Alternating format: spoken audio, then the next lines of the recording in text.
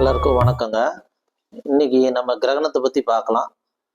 இந்த ஆகஸ்ட் மாதம் சூரிய கிரகணமும் வருது, சந்திர கிரகணமும் வருது. ஆகஸ்ட் 12, 13 சூரிய கிரகணம், ஆகஸ்ட் 27, 28 சந்திர கிரகணம் வருதுங்க.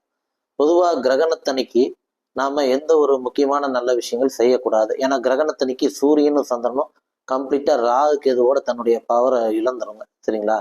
அதனால கிரகணத்தன்னைக்கு ஜென்ரலாகவே எந்த ஒரு முக்கியமான விஷயங்கள் செய்யக்கூடாது. சொல்ல போனால் நாங்கள் ஜோதிடமே அந்த காலத்துலேருந்து கிரகணத்தன்னைக்கு சொல்லவே மாட்டோம். சரிங்களா? அன்னைக்கு க்ளோஸில் தான் ஜோதிட ஆஃபீஸ். ஏன் அப்படின்னா சூரியனையும் சந்திரனையும் வச்சு தான் ஜோதிடமே சொல்றதுங்க. அவங்களே பவர் இல்லாத அன்னைக்கு நாம் பெருசாக ஒன்றும் சொல்லி அது ஒன்றும் பழிக்க போறது இல்லைங்கிறதுனால சொல்றது இல்லை. அந்த மாதிரி நீங்களும் எந்த ஒரு முக்கியமான விஷயங்கள் இருந்தாலும் அன்னைக்கு அதை பேச்சுவார்த்தைகளோ எந்த ஒரு முக்கியமான விஷயமும் கிரகணத்தன்னைக்கு பண்றதை தவிர்த்துருங்க.